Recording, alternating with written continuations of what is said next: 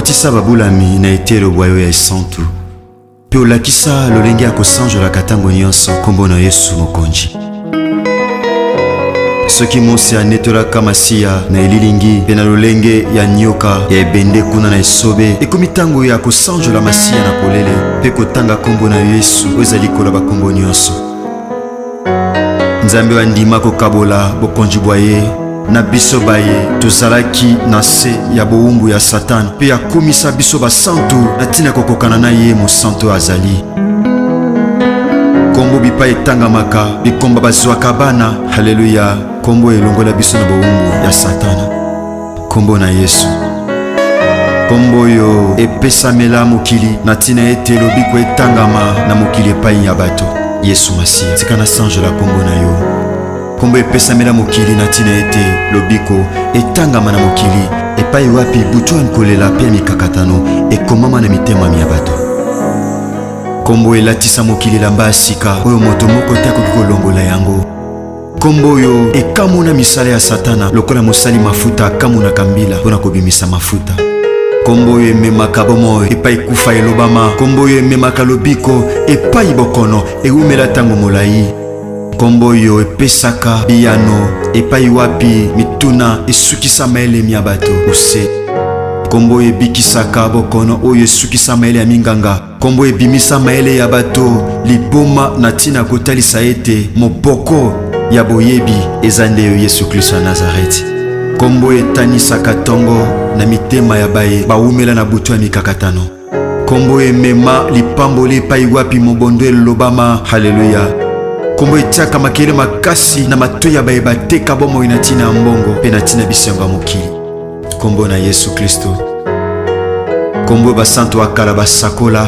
Kombo yo eningisa mpe etengamisa lifelo mpona libela. Kombo esopaka ngolu ya Nzambe Tata likolo na bato. Kombo yo elongisaka bayenge bene na bitumba ya molili mpe ememaka pole mpona kongengisa banzela ya babulami.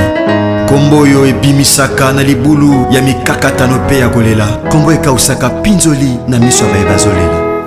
Kombo ezongisaka na bomoi oyo si ekufa mpe si ekauka. Kombo ezongisaka na bomoi ata osi ekundama. Kombo ezongisaka na bomoi ata miku ya kokauka. Kombo oyo etanisaka tongo na mitema be bazomela na kati ya molili.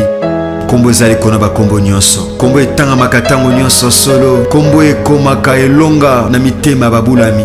Epai kombo etangamaka makambo ebongwanaka. Epai kombo oyo ezotangama mituna ezozwa biyano.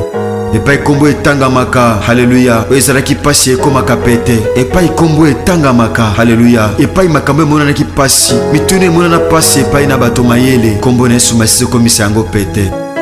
Kombo oyo ememaka esengo mpe koseka na bilongi oyo ebeba na ntina mitungisi ya pasi ya mokili. Kombo na Yesu. Kombo oyo Nzambe Tata. Kombo eningisaka misala ya Satana. Kombo ezongisaka na bomoi. Kombo ebengaka na kozala eloko etikala kozala te. Kombo ememaka esengo na bilongi eseka kala. Kombo emema assurance na mitema ya bato. Kombo emema lobiko na bomoi ya bato. Kombo emema elonga na kati ya bomoi ya bato. Kombo ezali kona bakombo nyonso. Kombo epai etangamaka makambo ezobongwana. Tika tosanjola kombo na Masiya.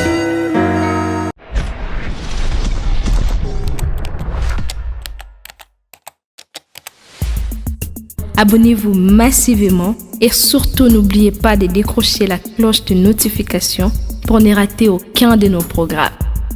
RK Pro TV.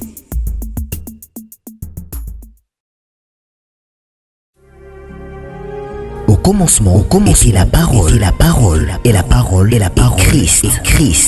Radio, parole vie, la radio qui donne à travers la parole. Mbote shalom bien-aimé dans le Seigneur. Mbote cher papa et maman, chers frères et sœurs.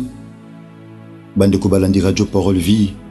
Bebozami partout à travers le monde entier. Na Amérique, na Asie, na Océanie, na Europe. Tope na Afrique et pas web tozwami. Tika bolingongolo pe bolam ya Christ et bila bino bande konanga basi pe amibali. Bien-aimé dans le Seigneur, nous sommes en direct de la Radio Parole Vie. Bien-aimé dans le Seigneur, awana Kinshasa tope na Congo. Tika kolo Yesu Masiya Nazareth nzambo tondimela nzambi ya tata na ngai révérend évangéliste Jean-Paul Mayata pasteur de la foi Yesu Masiya Nazareth nzambe matana ekulusu pe akokisa nyonso asala bino ngolo pe bolamu. C'est vrai bien aimé dans le Seigneur, toujours continuer na convention na biso ba maman na temple de la foi en Christ. Nous en avons bonbon numéro 8318 Angile na quartier 5, nous allons non loin ya Sainte Thérèse, donc nous allons juste sur Macadam. Nous allons chaque jour pour banangonga, il y a 7h du matin qui nongonga 11h. Nous pas moment par la grâce de Dieu, tika Yesu Masiya Nazareth asala binongolo pe bolamu pe boye malamu bandeko nyonso obrozana biso lelo déjà na tonga lelo par la grâce de Dieu. Tobosani pété bien aimé chaque mois na radio parole vie tozakana programme ya le sam. Yambala oyo nous avons une retraite internationale des familles bien aimé bon tozanango juste nde tosili sa confef de tobanango semaine wana oyo bien aimé donc suka semaine wana otobanda par la grâce de Dieu. Mon maman tobandango na fin du mois sauf que le cours tous en a programme dans quatre églises nde to décaler un tout petit peu de la semaine prochaine. Merci. Tobondeli bien aimé. Kolo to pesio merci di bakumala mkoye bayo. Yesu Masiya Nazareth lobo la tanzoto. Koma mankolo na pasi na bango kolo babele lakio. Oyoka ki potinda ki liloba. Yango ekango laki. Et sepelisa o Yesu Masiya Nazareth ke liloba ya bututo pe atonga lelo. Eza lokola mwinda tata pona kongengisa molili ya bomo ya bato. Kolo tika liloba ya bututo pe atonga lelo. Olo eza la solution na ba problème ya bato. Eza lokola kisi yokomema lobiko tata na bokono ya bato. Bongo na kombo na yo Yesu Masiya Nazareth. Nzambe malamu pe bolingo. Nzambe olonga liwa. Yesu Masiya Nazareth nde tobondeli pe tolobi. Amen. Merci bien-aimé dans le Seigneur. Je l'ai toujours dit, je suis le prédicateur de la bonne nouvelle. Natiaka sango malamu ya kolo na biso Yesu Masiya Nazareth nzambe alonga liwa. Bien-aimé dans le Seigneur. C'est vrai la Bible dit mutobika kakate pona lipa. Bien-aimé lipa est important pour notre nganzoto ya mutu. Mais le loba est important makasi pourquoi parce que etongaka bomoto ya moto, topé vie ya moto, topé la personne antérieure. Bien-aimé. Voilà pourquoi la Bible dit na mukanda na Jean. Lui ça zoebi sa foule. Azo sape baye koli que les paroles que je vous ai dites sont esprit et vie. Bamaloba o ngai na yebisi bino eza molimo pe eza bomo. Bien-aimé dans le Seigneur, tous en continuité à tempo to bandaki lobby mardi. Bien-aimé batu ba komeli biso tellement ébélé pour un message. Oui, bien-aimé pourquoi parce que Jésus est si kana mitema batu. Le bananzambe eza na importance, eza na ba valeur o etongaka e edifiaka. Eza ko convaincre le bananzambe, eza ko instruire mutu pour abika na nzela o sengeli. Voilà pourquoi la Bible dit les justes sont délivrés par la connaissance. La Bible dit encore vous connaîtrez la vérité et la vérité vous affranchira. Or la vérité est Yesu Masiya Nazareth. La vérité est liloba. Bien aimé tom suba tu bayebiso maka. Batu bayebiso nebite nini baloba pona yo. Bien aimé tem na biso ezali la foi qui affronte le loi. Bien aimé kondima o eza ko affronter mobeko. Mon frère, ma soeur, mokili otofandi eza mokili ya mibeko. Bien-aimé mokili otofandi eza mokili ya mibeko. Eza na ba oyo ba voter mibeko, eza pe na ba oyo ba kuta mibeko eza déjà voté. Soit na mboka, soit na famille. Tope na entité moko songolo tope mpakala. Mibeko ezalaka voté na bato. Po mibeko o bato ba voté wana etambusa pe bato. Batu basala mibeko. Tu as deux sortes de loi. Tu as une loi bien-aimé dans le Seigneur. Tu as un objectif bien-aimé. Ya ko lukabolamu ya mututope abatu. Tu as une loi bien-aimé dans le Seigneur. Tu as établi tout simplement pour que l'élisa tope ko nyoko labatu. Tu as une sorte mibale ya ba loi. Tu as un mibeko onzamba telemisi. Osoyo mutu atosi amoni le boko na nzambe. Voilà pourquoi nzambe azoba na Deutéronome chapitre 28. Comme dans verset 1er, nzambe azobisa Israël. Deutéronome c'est quoi? Deutéronome c'est la répétition de la loi. Ezali ko bandela mibeko. Pourquoi répéter la loi? Parce que peuple Israël ko bimana bango na Égypte, bien-aimé, ba yokaki mibeko. Mais lokola peuple abimaki na Égypte, ba kufaki na nzela na désert. Bien aimé, babotamaki sika bayebaki mibeko te. Il a fallu répétition à loi et salima. Pour peuple azala à la page. Pour vivre, bien aimé, na harmonie na nzambe. Il a fallu peuple Israël. Azwa mibeko. Yaya ba répéter mibeko oyo batu bayokaki si bakufaki. Mais ba o babotamaki ton mibeko zaki déjà promulgué. Bango bakutaki yango te, il a fallu répétition et salima. Voilà pourquoi Deutéronome, c'est la répétition de la loi. Nzamba lobini, abisu tu obéis à la loi de l'Éternel ton Dieu. Ce qui okotosa na mobeko ya nzambe. La Bible dit ceci: l'Éternel ton Dieu te donnera la supériorité sur toutes les nations de la terre. Sokotosi. Mais sokotosité, oko subir le contraire. Sokotosité, mon frère, ma soeur, au monde le contraire. Bien aimé, nzamba salami beko pona muto vivre en harmonie na ye. Mais dans nos familles, yaya, il y a des lois au batu bavota. Bavota ba loi na te po nyoko la bango, po nyoko la bato ba na génération future, parce que la Bible dit une génération s'en va, une autre vient, mais la terre reste toujours la même. Et ça mi be comme sous okuta na famille batu bavota ngo si bakufa. Mais esprit ya loi wana ekufa te. Esprit ya loi au bamba vota ekufa te. Tout le monde dans la Bible peut être qui lobby par la grâce de Dieu. Bien aimé, le temps qui dans le livre à Jérémie chapitre 35. Tout le monde qui le solo va recabit. Recabit koufa. Mais esprit, ouais zaki na sima loi o rekabatika ki. Yaya etika laki. Esprit on a yaya ya loi ezalaki. Ezana ba tebele bazobi ka conséquence ya esprit ya loi. Okoza na poto, okoza na Afrique. Okozala intellectuel, okozala ndengo okozala. Mon frère, loi yaya esangisaka batu nyonso. Loi épargnaka mutu te. La loi n'épargne personne. Loi ezalaka voter na batu o basangani bayokani.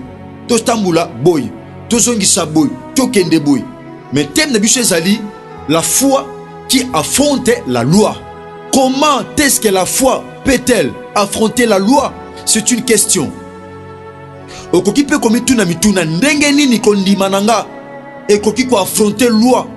Bien aimé, na ba famille na biso nyonso nde tobotami. Yaya, chaque famille azana mibeko o eza déjà établi. Oso mutu abukiango abika ba conséquences. Il y a transgression à loi oyo ya buki. Affronter c'est quoi? La foi qui affronte la loi. Ezali attaquer de front. Yaya, avec intrépidité. Tu peux faire face.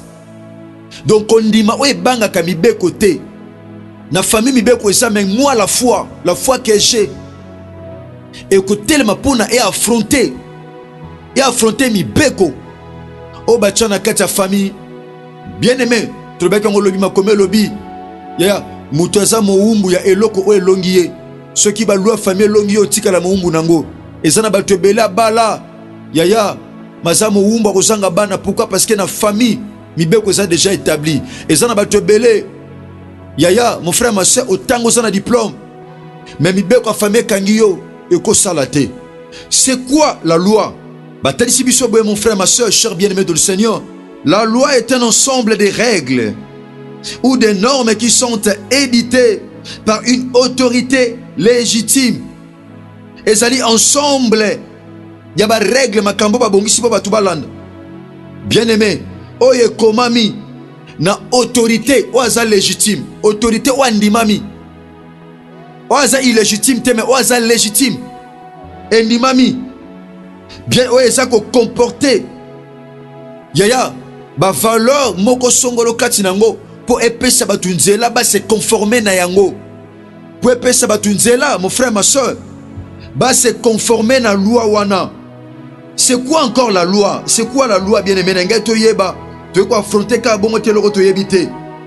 La loi c'est quoi? La loi c'est une règle. C'est une obligation.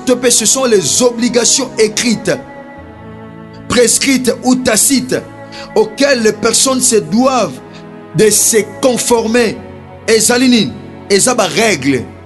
Et ça, c'est une obligation écrite. Tout le monde a obligation. Obligation écrite, bien aimé, topé prescrite. Oyo batu, il faut pas se conformer na yango pour babika na kimia. so batu ba se conformer na yango te ba bika te na kimia. C'est ça la loi. Objectif ya loi ezawana. Nous avons la loi de Dieu, nous avons aussi la loi des hommes. La loi de Dieu travaille pour le bonheur de l'homme. Mobeko Nzambe, bien-aimé, ezapona bolamu ya mutu. Voilà pourquoi Nzamba zoebisa Josué. Dans chapitre 1er, verset 8. Habiter ce livre de la loi. Ne s'éloigne point de ta bouche. Beaucoup oya mobeko et l'ongwate na munoko nao, c'est que tu dois maîtriser la loi. Tu dois connaître la loi. Que ce livre de la loi ne s'éloigne point de ta bouche. Et ngoloba munoko na yo esengeli eloba etatola. Esengeli maloba no ezala conforme na oe komama. Oko méditer yango kana moite kaka pe na butu te, moko méditer yango tango nyonso, à chaque instant. Oko méditer yango pourquoi? Pour na o réussir dans la loi de Dieu. Bien-aimé dans le Seigneur, ils ont fait réussir bon moya mutu. Ce que ça n'a pas ça au longwa. Bien-aimé, tu dois avoir la loi de Dieu dans ta bouche. Tu dois avoir médité la parole de Dieu. Parce que c'est Dieu qui les déclare que ce livre est de la loi. Beaucoup amo beko sengelo simba yango. Ezana batobela zana makasi na nzoto zo longate. Pourquoi? Parce que mi beko nzambe kati nezate. Lorsque mi beko nzambe kati nezate, eko pesa mi beko mokili. To pe abandoki nzela et s'installer, to pe s'imposer na vie na yo. Et au pesa ngonzela. Bien-aimé, loi nzambe est sanctionné kabatu. Loi pe mokili est sanctionné kabatu. Comment est-ce que loi mokili est sanctionné kabatu? Tant que muta lukia bimana principe ya loi o eza déjà établi. Bien-aimé, ne eko pesa nzela amona mikakatano. Mais tant que lobi la foi, bien-aimé dans le Seigneur, qui affronte la loi, bien-aimé dans le Seigneur, tozomo na bitumba ya foi. Na bitumba foi na loi. Et ça deux choses différentes. Toi na loi, toi na foi. Bien-aimé, to beza bitumba ya loi na ya foi. Ngana mwana muta ondima, pasteur de la foi. Bien-aimé, to bitumba ya loi na ya foi. Bien-aimé, pourquoi est-ce que foi, il faut affronter loi? Pourquoi est-ce que foi, bien-aimé dans le Seigneur, il faut affronter loi? Bien-aimé, surtout dans la Bible, totanga no passage au rapidement, le col est comme biso, totanga rapidement bon tozonga na texte o esengeli totanga totangi les enseignements bien-aimé dans le Seigneur, les enseignements o kopesa nzela na croissance à malamu. Dans un livre, il y a Nombre chapitre 27. Nombre chapitre 27, bien-aimé dans le Seigneur. Je lis la parole de Dieu. La Bible a dit ceci. Les filles de Tchelofchad, fils de Epher, fils de Galad, fils de Makir, fils de Manassé, des familles de Manassé, fils de Joseph, et dont les noms étaient Makla, Noah, Ogla, Milka et Tirsa, s'approchèrent et se prosternèrent devant Moïse, devant le sacrificateur Éliazar, et devant le prince et toute l'assemblée. À l'entrée de la tente d'assignation, elles dirent: Notre père est mort dans le désert. Il n'était pas au milieu de l'assemblée de ceux qui se révoltaient contre l'Éternel, de l'assemblée de Corée, mais il est mort pour son péché. Il n'avait point de fils. Pourquoi le nom de notre père serait-il retranché du milieu de sa famille?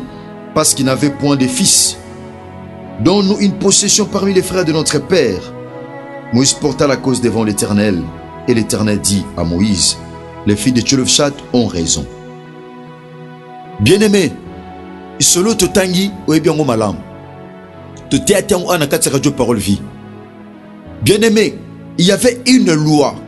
Loi oeza liée na héritage na katsa Israël. Mibeko oendi mamaki epai na Nzambe. Loi zala kinine. Ce qui tata, bien-aimé dans le Seigneur, na vina atikali kozangolu te ko bota mwana mubali. Abotika bana basi. Bomengo na nyonso. Bozwi na nyonso. Héritage na nyonso. Nesika bana ne ya basi bazwango. Bazwango te et ko kende pa bandeko ne ya mibali. C'était la loi. Oh babota ma bakutango. Mon frère, ma soeur, ezana ba loi o to botama to kutango. So to sale fort te to ko isango. Yaya to tikilango bana biso loko l'héritage. To tikilango bana biso loko l'héritage. So pe bana biso babuki yango te. ba otiki lango ba koko na biso lokola héritage. Yaya pour otiki héritage ya mabete na famille. Yeba quelles sont des lois où ils ont établi dans la famille. Il y avait une loi. Loi nezaki pona batu nyonso ko bana Moïse tina mutasuka. C'était au temps de Moïse. Ko bana Moïse tina mutasuka. Bien-aimé dans le Seigneur.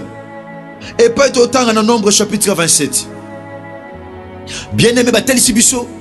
Loi ezaki na kati ya Israël. Loi ezaki lié na héritage.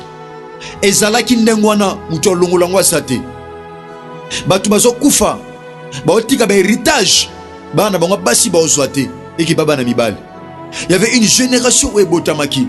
Bien-aimé, notre bango ana de bien matéa, une génération s'en va, une autre vient, mais la terre subsiste toujours. Tom sou mebe ko sokuta na famille wana yaya. Yaya, ba votant ote na misu no tom sou ba okuta déjà si ba votant. Ba to be ba votant bien-aimé, ba soute na bomo. Si ba kufa. Mais ba loi o ba votant et kangi mabala bato.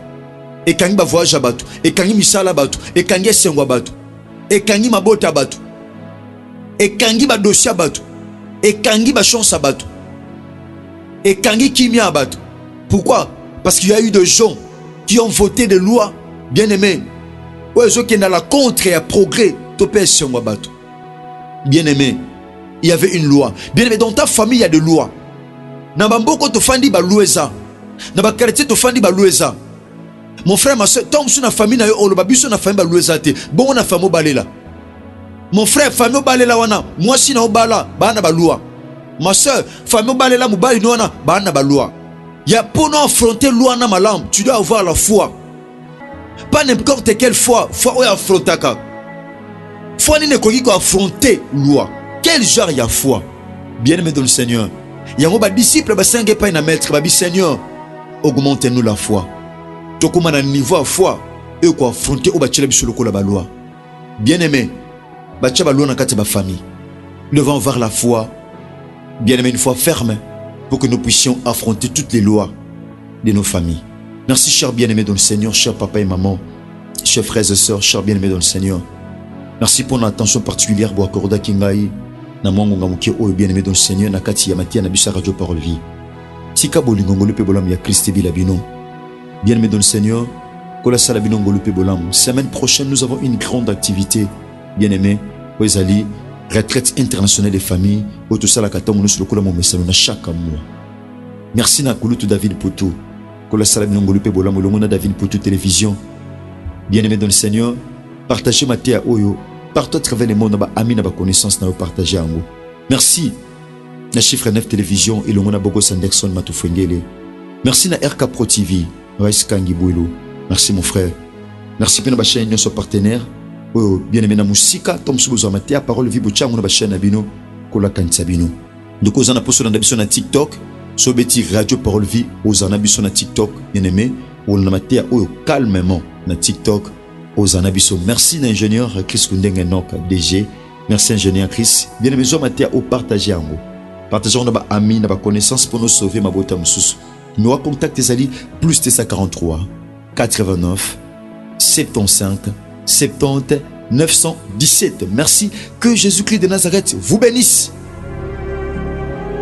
Au commencement, était la parole, et la parole, et la parole, et la parole, Christ, radio, parole vie, la radio qui donne à travers la parole.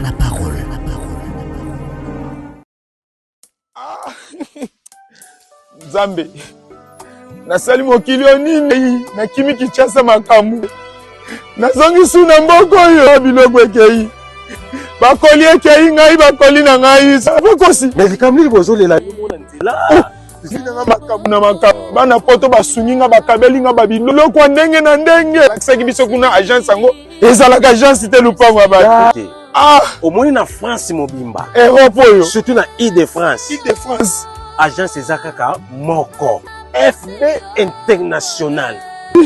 Mutuka na cheki ekei ngai. Omoni FB International. Yango yeyo ramassage yango moko. Omoni FB International yango yo. FB International ezakaka na Congo Kinshasa kaka te sikoyo ebakisi pe ba voyage ya Angola. Ok. Lelo pe bato bazotia même express awa na France bato bazwi na Angola. Ebongo pona biso to pe ba nyonso baza pe na mbongo. Na FB International transfert ya mbongo pe salamaka. Ce côté na 12h30, 12h31 mutazui. Même na Angola, ceux qui ont fait si mbongo en France, ne connaissent vu à partir d'Angola peine. Mosala nzambe évangéliste kosi. Na nina tu na yo. Ezala mutu azana mutuka. Ezala mutu yo asomi eloko nyonso oyo azana moposa. Danilité ya kanda na kata FB International. Ezala mituka totindaka. FB International. Nandimi na sali erreur. Kobanda lelo. Vina ngai kotinda biloko na Angola na Kinshasa. Na kobanda kosalela agence FB International. Et pas ya fiston Basende. telemela FB International. Façon na kopakola ye akola.